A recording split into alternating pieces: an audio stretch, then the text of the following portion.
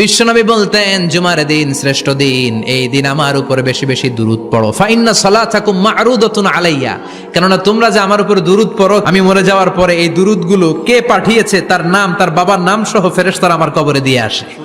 সাহাবারা বললেন, ইয়া রাসূলুল্লাহ কাইফা সালাতুনা মা'রুদাতুন আলাইক, আপনি মরে যাওয়ার পরে আমাদের দুরূদ কেমন করে আপনি দেখবেন? ওয়াকাদ আরিমতা, আপনি তো পচে গলে মাটির সাথে মিশে যাবেন।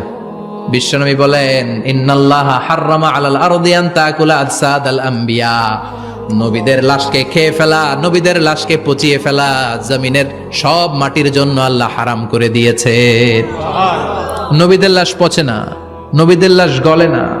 যারাই বিশ্বনবীর উপর দুরূদ পড়বেন, আপনার নাম সহ, আপনার বাবার নাম সহ, মালাইকাতু সাইয়াহিন, একদল ফেরেশতা আছে শুধু রাউন্ড দেয় গোটা ওয়ার্ল্ডে। কারা বিশ্বনবীর উপর দুরূদ পড়েছে, এই দুরূদ নিয়ে, এই নাম নিয়ে বিশ্বনবীর কবরে তারা পৌঁছে দেয়। চিল্লায় পড়েন আল্লাহু আকবার।